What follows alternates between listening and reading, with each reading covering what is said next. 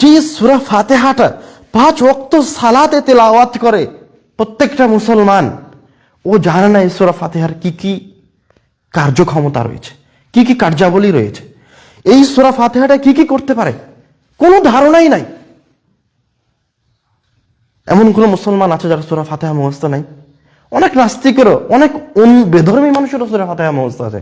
ছোট্ট বাচ্চা যে কথা বলতে পারে না, সেও সূরা ফাতিহা পড়তে পারে। আমাদের এই কিতাবের প্রতি ভালোবাসা আছে, কথা সত্য, কিন্তু এই কিতাবকে আমি কিভাবে কাজে লাগাবো সেই প্রক্রিয়া আমাদের জানা নাই।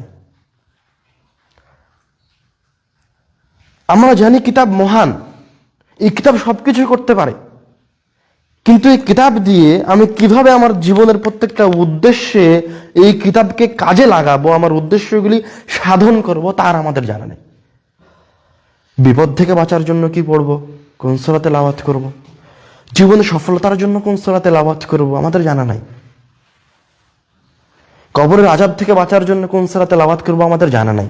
দাজ্জালের ফিতনা থেকে বাঁচার জন্য কোন সূরা তেলাওয়াত করব, আমার জানা নাই।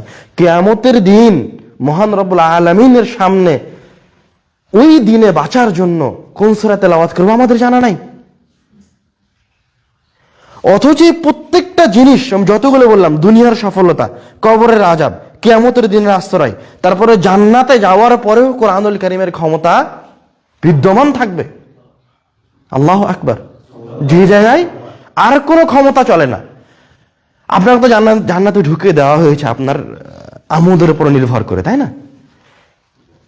তারপরে জান্নাতে যখন আপনি পৌঁছে গেছেন, তখনও কোরআনুল কারীমের ক্ষমতা বিদ্যমান। কিভাবে দেখেন? কোরআনুল কারীমের হাফেজ বা যে যতটুকু সূরা মুখস্থ করেছে, জান্নাতে ঢুকে যাওয়ার পর ওকে বলা হবে ইকরা ওয়ারতাকি ওয়ারাত্তিল, তুমি যেবার জান্নাতে পৌঁছে গেছো, এবার তুমি আবার কোরআন তেলাওয়াত করো।